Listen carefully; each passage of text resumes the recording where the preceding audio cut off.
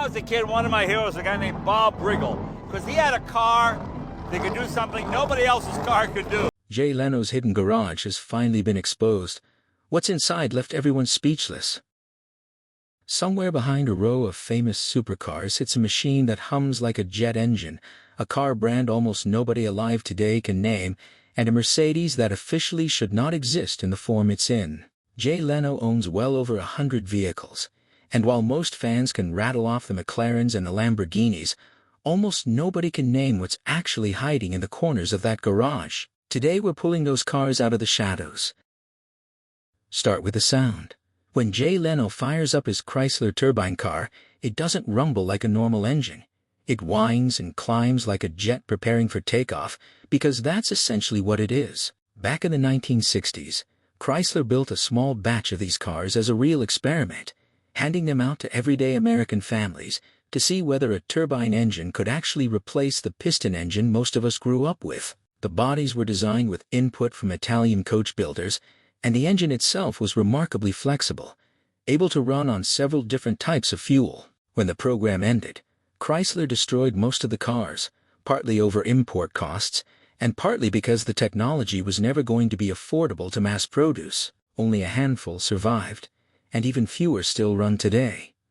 Leno fell in love with the design as a teenager, and eventually tracked one down decades later, keeping it alive with help from specialists connected to the original engineering team.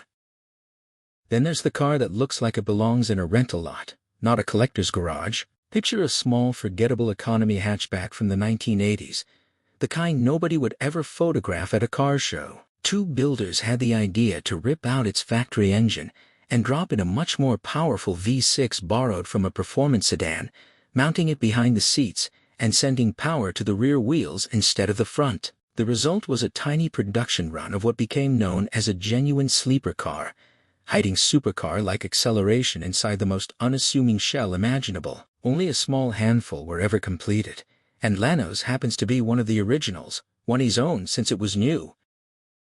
The collection also holds machines that barely look like cars at all. One designer known for blending vehicle design with sculpture built a series of low, bullet-shaped scooters styled like something out of a 1930s science fiction magazine, hand-formed in aluminum, and inspired by old-school ideas of futuristic transportation. Leno owns some of the earliest examples ever made. There are also entire car brands sitting in that garage that most people have simply never heard of. Companies that tried something genuinely different in engineering or design, built small numbers of cars, and then quietly disappeared as the industry moved on without them. Each one represents a piece of automotive history that never got the recognition it probably deserved. And decades after that original turbine experiment, a completely different team built a second turbine-powered car, this time working with General Motors and a modern aerospace-style engine wrapped in carbon fiber and styled like a fighter jet on wheels. It's not something you drive to the grocery store, but it stands as proof that the idea of a turbine-powered road car never fully died. It just went quiet for 40 years.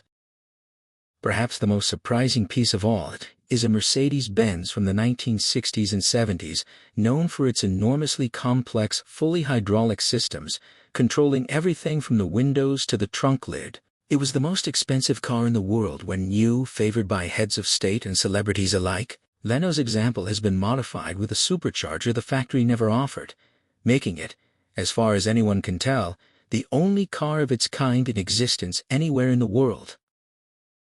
What makes Leno's garage different from a museum isn't how much any of this is worth. It's that none of it sits behind glass.